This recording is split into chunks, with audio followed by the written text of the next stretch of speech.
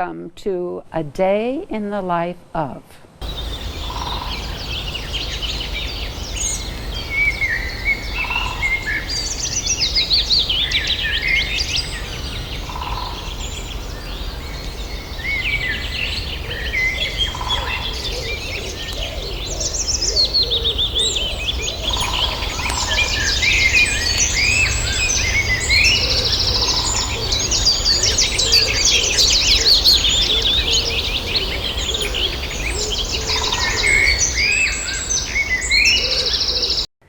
Today we're here with Barb, and she's going to share her unique interest in gardening.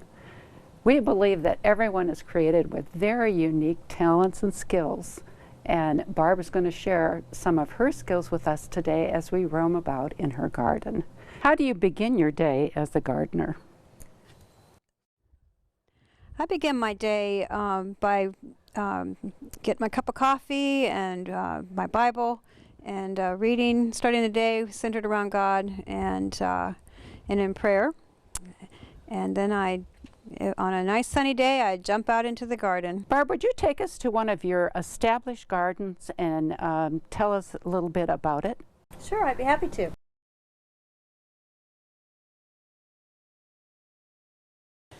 Now, Barb, this is one of your more established gardens. Am I correct? Yes. How long has it been here? So I started this garden almost from the time that I moved into the house. It was all grass here, or mostly weeds, and I got a lot of manure from a fellow that had a horse rescue farm, actually. And he came with an 8-yard tractor full of horse manure. And so I just laid it all down on the grass and killed it.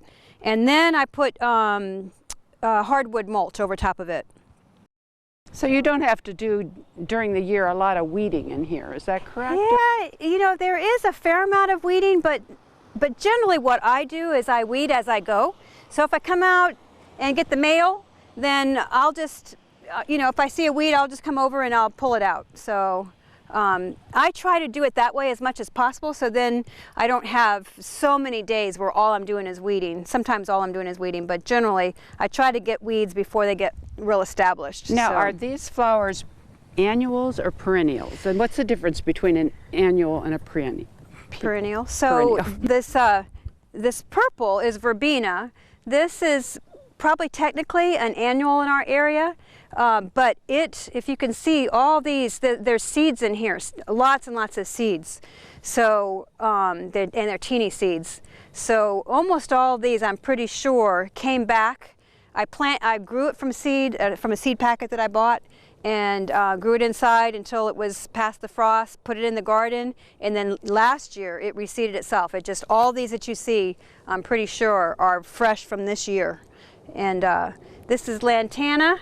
This again is most likely for our area going to be an annual. And further south, like in North Carolina, that will pretty much survive a winter. But this is the first year I've had the lantana, and it was just a tiny little pot, and it's gotten so big. Wow. So we'll see how that works out. Of course, the grasses are perennial. And inside here, I have a lilac that will probably get pretty big. I'm not sure if you can even see it in there. It's this here. So it's a beautiful lilac that's, we'll see what happens. The verbena is really taken over. This is catmint. I grew this from seed this spring and put it in. This will be a perennial. This will come back every year. This is dianthus. I put this in probably the first year. And I think they consider this a biennial, but for me, pretty much, it's like a perennial. It seems to come back every year. That is not deer tolerant, so or resistant, so I spray frequently all the dianthus that I have lining the garden. This is a Shasta daisy in here. I have 3 of them. Oh yes, it's a little bit past its prime. Another perennial, and again, that was probably a quart pot when I got it in 2007. I think I put that in the same year that we moved in, and it's just huge. Do you fertilize other than the No. the horse manure that you Nope. started with? Nope. Wow. Don't fertilize. Some things I have fertilized, but generally none of this has been fertilized, only what was in the soil. And basically this is a totally organic garden here. So don't use pesticides and just the horse manure. Now, Barb, this garden over here seems to be more a developing garden. Can you tell us a little bit how this one came about? Yeah, so when we moved in, the limbs of the trees here were really low. So actually, I've done it twice where I've hired people to come in and sort of limb it up. So I get a little bit more light in here because it was deep shade between the limbs, and then the way that the sun comes around, the sun is actually behind the trees, so not very much sun was getting in here. So I'm hoping now that we've really limbed it up that I'll have, you know, more sun. I'll be able to garden a little bit more in here. So yeah, I've added the mums in here and more of the lantana and the dusty miller, lamb's ear. Now, does this get morning sun then? Because yes, it seems like lamb's ears do morning sun. Yeah. Okay. Yeah. So, and there's some hydrangea back there. This is actually a dwarf magnolia. So that won't get as big as your typical southern magnolia. So that'll be good for this area. Is this a peony? Yeah. And they're better in the shade, is that right or no? They actually like sun, actually. They do. Don't get as many blooms when it's this amount of shade, but again, like I'm saying, I'm hoping that we'll have more, you know, more sun this year on it. So this area here are you going to fill all this in as well with various? Yeah, I hope to. I hope to, as I have the option, I'll get more azaleas back in there. And there are actually a lot of peonies that are all the way along here that I've cut back so you can't really see where they are. Is this the baby magnolia did you put that in and start it, or no. just? I think that came from the horse manure, I'm pretty sure. Really? Yeah, there's baby magnolias sporadically around in the garden, so I'm assuming that's where they're coming from. So some of the horse manure obviously goes directly onto the garden plot, but it also goes in your compost pile. I would say 95% of it goes right in the garden. I don't have the extra. If I had extra, I'd stick it in the compost because it would help to speed up the composting process. You have some fencing back here. Can you tell us why that is there? It doesn't look like it's keeping anything out. No, so what I'm growing there is a camellia, and I had 6 of those. This is the only surviving camellia. The deer like camellias, so I do a multi-pronged, approach to deer. So I have little tablets called Plant Saver that I stick down in the root system of a plant that deer really like. And so that is like a systemic. It'll come, it gets absorbed by the roots up into the leaves. So that's one way. Then I come out with my deer comes up to take a bite. He's like, ooh, I don't like it. It doesn't taste good. So it comes, from this, the plant itself. And then I also use a deer repellent that I spray on it. And that's good for, I think they say like 6 weeks, but I pretty much try to spray every 2 weeks. But the other thing that deer don't like is they like to have sure footing. And so they don't want to step on anything that they can't really quite figure out. So a plant that I'm really concerned about, I will put down things like this extra piece of fencing. It's really not that obvious from a distance, but the deer, once it steps here, is not going to like how it feels on its hoofs. When I have a little bit of extra stuff, this is a little bit wilder than I normally have it, but I'll put it there so that they're not going to be comfortable standing right on this thing and eating my camellia. So so that's my multi-pronged deer repellent. And it seems to work pretty well. Could you tell us a little bit about this birdhouse? This is a bluebird box. They are made specifically, the dimensions are specific for bluebirds. You can't just decide you're going to make a box. Do you have any plants to draw the bluebirds in? Yes, the bluebirds really like the, I was noticing all the red berries that have fallen from the dogwood tree. They love the berries from dogwood. And at the moment, that's basically it that the bluebirds like that's available. The more berries you have that you plant native shrubs that have berries and gardening seems to be a bit of a trial in an air. Is this correct? Yes. Have you yes. had any bloopers? Well, all the time. I have things that don't turn out the way I anticipated, such as this fig tree here. Okay. When I got this thing, I think I got it also the year we moved in, like in the fall, and it was about, there was like maybe 2 twigs coming off of it that were maybe 18 inches tall. And I've never grown figs before, and I didn't have any idea that it would get this big, so I planted it too close to the house. I'm happy because last year, none of them, there were a lot on here, but none of them were ripe before the end of the season. And I tried hard to protect it to see if I could keep it warm enough to continue to ripen, but aren't they good? That is delicious. Now this garden here doesn't look like a mistake. It looks like something you use quite often. Yes, this is my herb garden, and so I have parsley, sage, rosemary, and thyme in here. And basil? Basil. The basil is really past its prime, and you know with basil, you really, to keep it going, you need to clip back any of these seed heads, but I pretty much just let it go for this year. I planted a lot of the parsley because it is the host of the black-tailed swallowtail, and so I can see there's a lot of damage in here, and I'm assuming that's from them. Not the a couple days ago I was out here looking, and I could actually find a caterpillar on there, but I don't see any at the moment. So the deer don't eat parsley? Deer do not eat herbs apparently. So well, I don't have to spray this. I mean, if you sprayed it, you couldn't eat it yourself. Right, so, right. But this is, I'm pretty sure this is consistent with what it looks like when it's a caterpillar. So.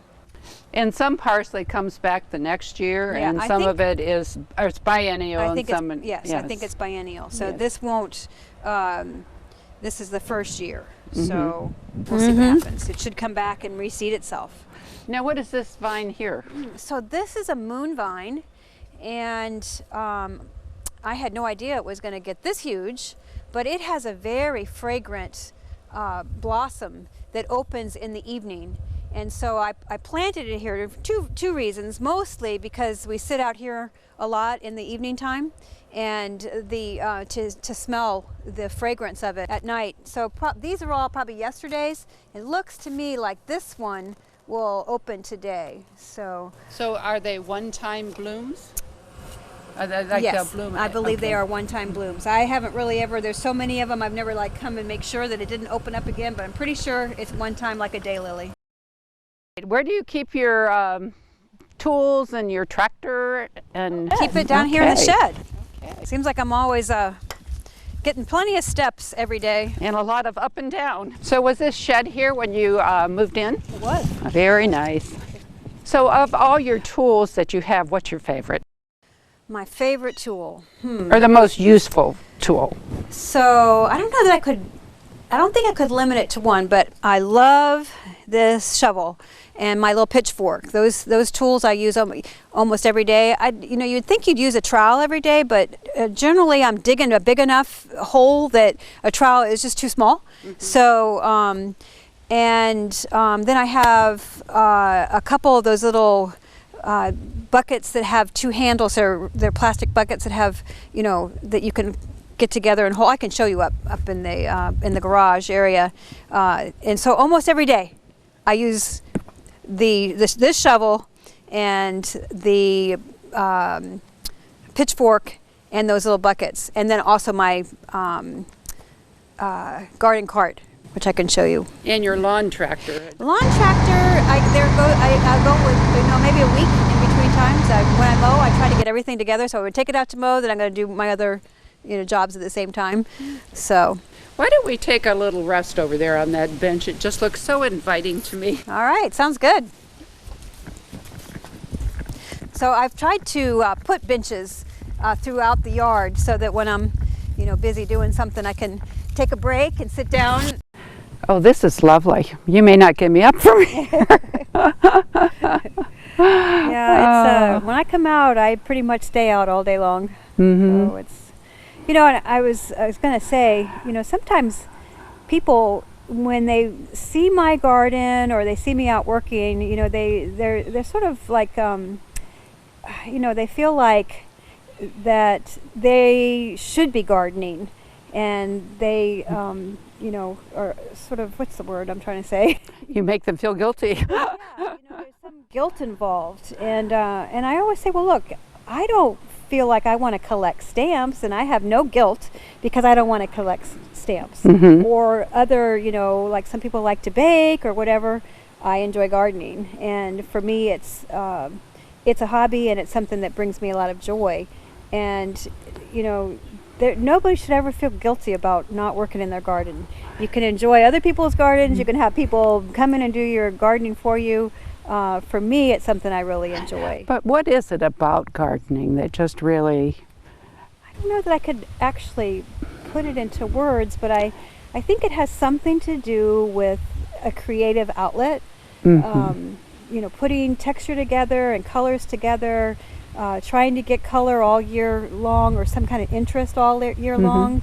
So in the spring, I look forward to the bulbs coming up and things like the bluebells that will come back, and you're just in anticipation of, you know, what it's going to look like this year. Sometimes you're like, oh, that looks awful together, I'll have to move that out. Or other times you're just really, really pleased with how it looks. So I think it's a creative outlet for me.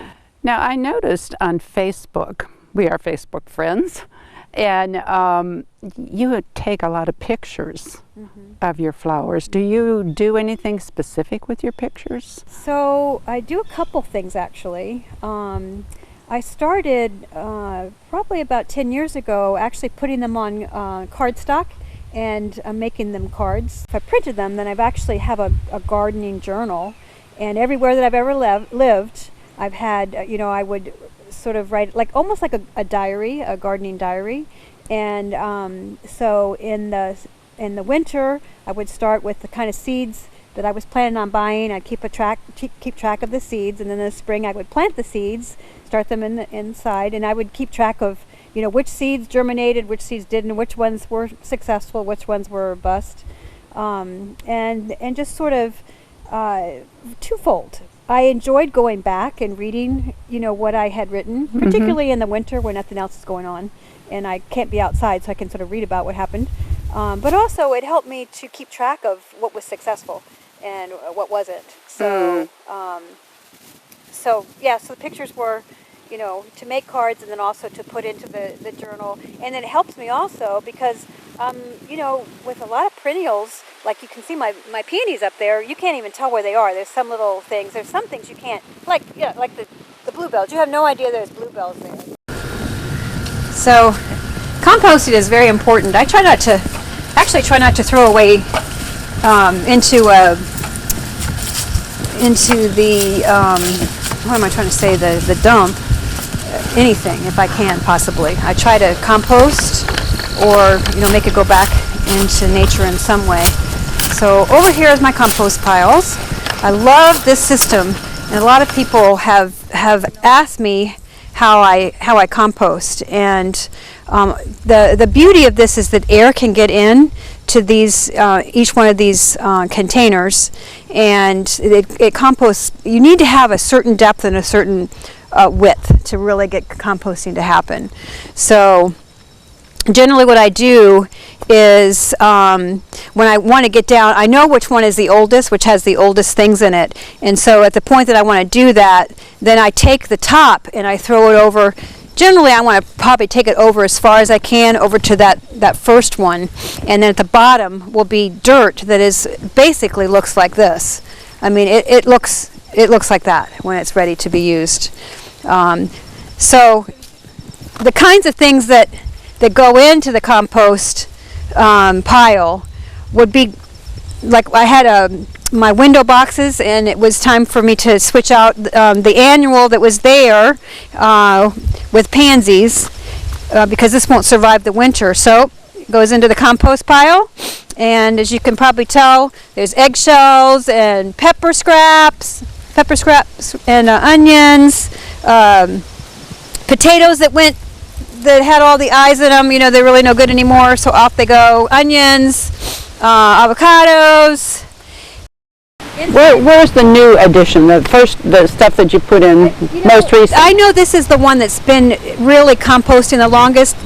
when I'll fill this up, and it'll be way up like this, and with maybe things from the yard or whatever, not generally from inside my house, and it just sinks down, sinks down, sinks down. So I know that this one is the one that has most of the freshest. It's going to be ready first. This one I know has a lot of these sticks and stuff. So even though it looks really high, as much as this, I know that a lot of it just hasn't broken down yet. It's a lot like this. There's not very many sticks like that in this one.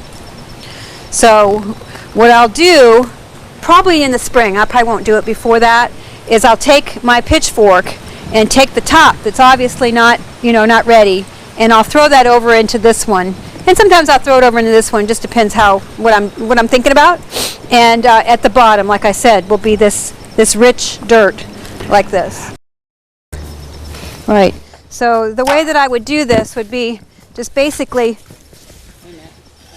just shovel in there and pick it up and then move it to that one. And move it over. And you just keep, I don't technically turn my compost. This is the closest I get to turning it. I just move it from one to the next.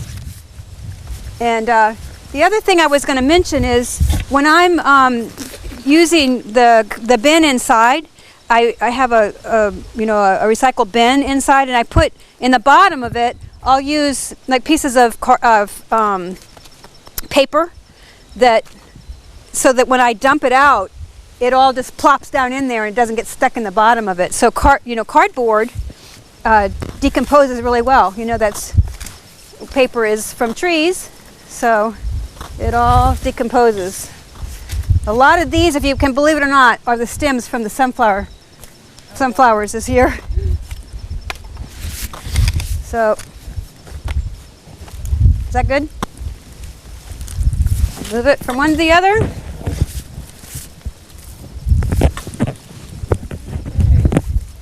And when do you take and put out the compost onto the garden? Is it in the fall or the spring? It just depends on when it's ready. So I don't think any of these bins are going to be ready until the spring. So I will probably get it in the spring. This is manure right here. Leave it there? Do you add that to your compost pile? If I have a lot of manure, I will add it because I think it's great to stimulate the decomposing, the breakdown. But generally, I want to use it in the garden someplace. Okay. So I just haven't gotten around to getting that where I want to put it. We have seen quite a bit of your garden. I thank you very much for showing us. I saw your wonderful porch over there. Could we just sit down? Sure, I'd love to do that. What do you find most fulfilling about gardening? Well, I think it's, just like I mentioned before, I think it's the creative outlet of, creating beauty from nothing in a sense. You have a little seed packet and then next thing you know, you got tomatoes, So it's fun to see. Would you want to sit in the swing? Or? Oh, I would love to sit in that swing. All right. Get rid of my pitchfork. So there's a little spring in it, so just beware when you sit down in it. It usually makes a sound, but it doesn't break. So, yep. So spend a lot of time on this front porch. After I'm exhausted from gardening, I'll come up here and swing on the porch. Is there anything about gardening that we did not cover that you would like to tell us? Let's see. Well, I guess I would say we've touched on it, but there's a lot of things about gardening that is trial and error. There's no right or wrong way to garden. A lot of it is what you feel is important to you, or what gives you joy. I would say dig in. Don't wait until the situation is perfect. And for me, I don't like to wait when I move into a new place. I don't want to wait forever to get started on gardening, because I figure the longer I wait, the longer it's going to take for it to get established and to be what I'm hoping to have in the end. So I would say, don't worry about making a mistake. As much as you can buy small and let it grow. As a gardener, how do you end your day? So generally pretty exhausted. My husband loves to walk, and generally feel like I've walked all I want to, but he loves to walk, and so it's a 3-mile time in the neighborhood. So we usually end the day by walking the whole neighborhood for about 3 miles, and then if I can talk him into it, we'll sit out on the porch and have a glass of wine and just relax until the sun goes down. Doesn't gardening sort of bring you closer to God in a way? Absolutely. I feel like, for me, I liked the idea of feeling like I'm a good steward of God's creation. So it's one of the reasons why I like to compost, keep things out of the landfill, cardboard and things like that. I try to, let them decompose naturally and just have a little bit of a Garden of Eden in my own front yard or backyard. So, yep. And that you do. It's beautiful. Just lovely. You need to come back in the spring when daffodils are blooming and the bluebells and. May we? Yes, That would be wonderful. I'd love to have you back in the spring. I think our viewers would absolutely love Not much to be seen at this time of year, but in the spring it'll be beautiful. Wonderful. I think our viewers will be challenged by what you showed them today. And you may have spurred many of them to start their own gardens. Well, I hope so. And so we thank you so much for that, and we just thank you very much for your time, and it's just been a joy. Well, it's been my pleasure. Thank you. A day in the life of.